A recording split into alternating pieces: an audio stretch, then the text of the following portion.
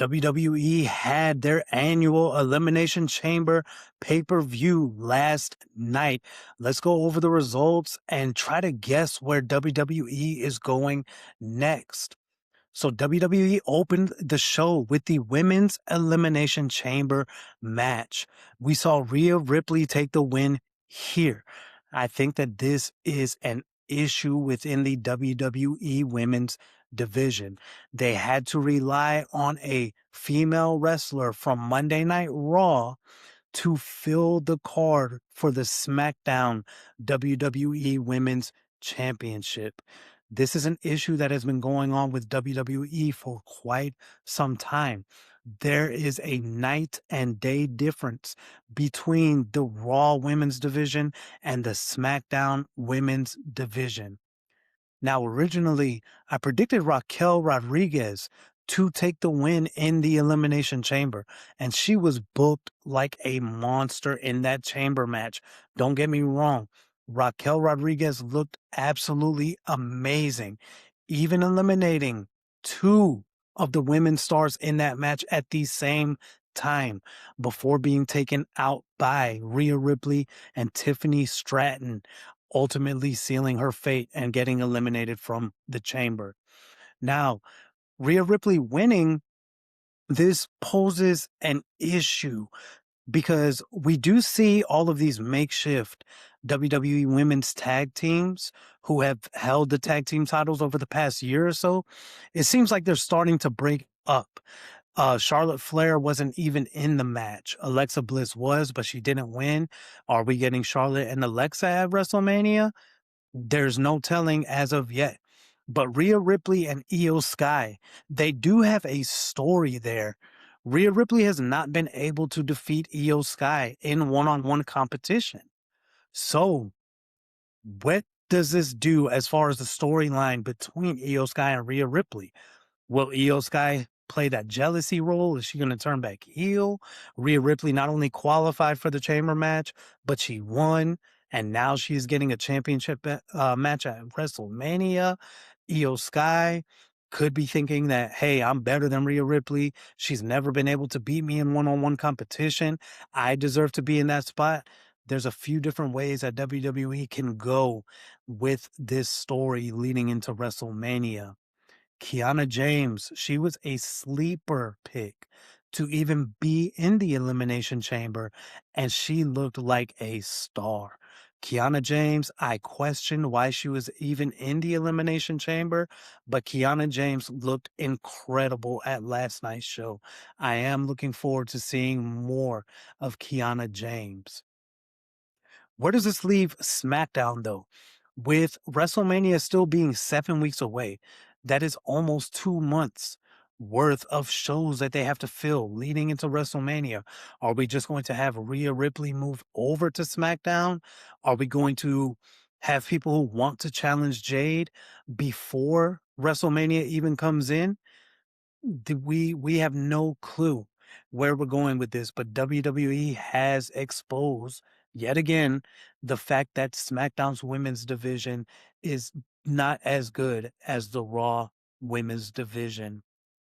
We saw the WWE Women's Intercontinental Championship being defended by Becky Lynch against AJ Lee.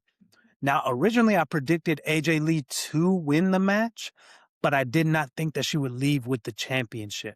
I thought that maybe Natty would get involved, or Maxine Dupree, or even Becky Lynch just disqualifying herself just to leave with the championship. Similar to Becky Lynch's husband, Seth Rollins, there was a point in time where Seth Rollins did not care how he had to do it. He did not want CM Punk to be the world heavyweight champion. I thought that Becky Lynch was going to have this similar mindset when it came to AJ Lee. Becky did try to cheat to win. She tried everything she could do to win the match. She had the turnbuckle exposed. She was going at it with referee Jessica Carr about, not getting her 3 counts. But ultimately it came down. It was just pretty much a clean victory from AJ Lee. That should have sent the Chicago crowd home happy. Her husband, CM Punk, The Chicago fans absolutely love him. So that was just a feel good moment. I do think that Becky Lynch and AJ Lee will run that match back. Maybe not at Mania, maybe at Saturday night's main event, but I'm expecting Becky Lynch to win that championship back. I don't think that this was anything more than a feel good moment. AJ Lee, for it being her first singles match in over 10 years, she looked pretty good. Towards the beginning, I was worried. She looked like she had got blown up. She looked like she had gotten winded, but AJ Lee ended up looking good. It was a pretty solid match for it being her first singles match in over 10 years. So I'm looking forward to see where that storyline heads. I'm a big AJ Lee fan, if you can't tell by the shirt. Looking forward to seeing where that story goes. We saw CM Punk and Finn Balor battling for the WWE World Heavyweight Championship.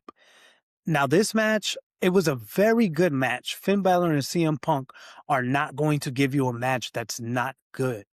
The issue here is that nobody expected Finn Balor to take the victory.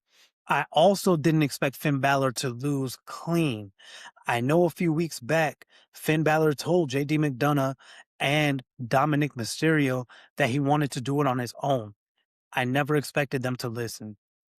I thought that JD McDonough and Dominic Mysterio would come out to try to help Finn Balor win the championship and in a way cost him the title, but that did not happen here. We saw Finn Balor just take the loss clean and shake CM Punk's hand at the end of the match. It does seem like Finn Balor will be turning face sometime over the next few weeks. He's getting back to wanting to do everything on his own. He even has his old theme music back. I think Finn Balor is turning face, and it's looking like we're going to be heading towards a Dominic Mysterio versus Finn Balor Intercontinental Championship match at WrestleMania, where I do expect Finn Balor to win the championship. I think WWE is pretty big on Dominic Mysterio. I do feel that he will be heading into the main event scene in 2026. The main event of Elimination Chamber was the men's Elimination Chamber match. We saw Randy Orton take the victory here. I thought Cody Rhodes had this one in the bag, but I was dead wrong. Randy Orton took the victory here, and in hindsight, that may have been the best decision.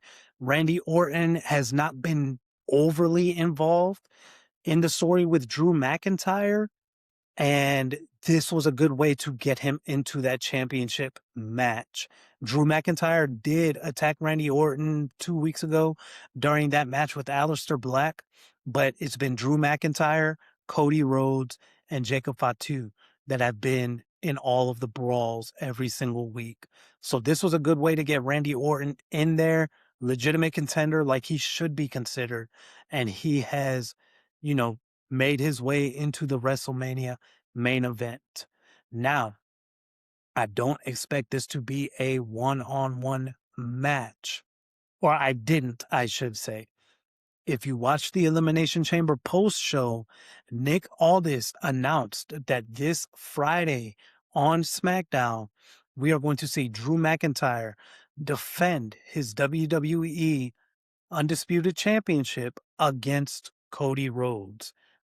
Now, thinking about Mania, Randy Orton versus Drew McIntyre is not really a marquee match, in my opinion. That's not going to sell. Cody Rhodes versus Randy Orton will.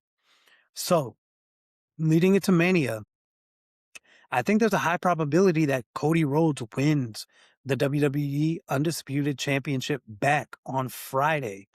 If not, then I think it's going to be an overbooked mess with a lot of shenanigans to set up a multi-man match. I've not been really good lately with my predictions with WWE here. Their booking has kind of been all over the place. the fact that they're back in Vegas for the second year in a row, it does seem like they're booking for the dollars more than for the fans. And it's unfortunate because there's a lot of people who may be left off of the card, or a lot of people who are not in positions that they deserve to be in because WWE is booking for those dollars and the cents. But Elimination Chamber, in my opinion, it could have been better. It wasn't a horrible show. The in-ring action was pretty good, but I just feel that it could have been booked a little bit better, but that's coming from a fan standpoint. We have to remember that WWE is still a business and they are looking at making the most profit regardless of how the fans feel. Drop a comment down below and let me know how you felt about Elimination Chamber. Would you have booked it differently? Do you think the right people won the matches? Drop a comment and let me know down below.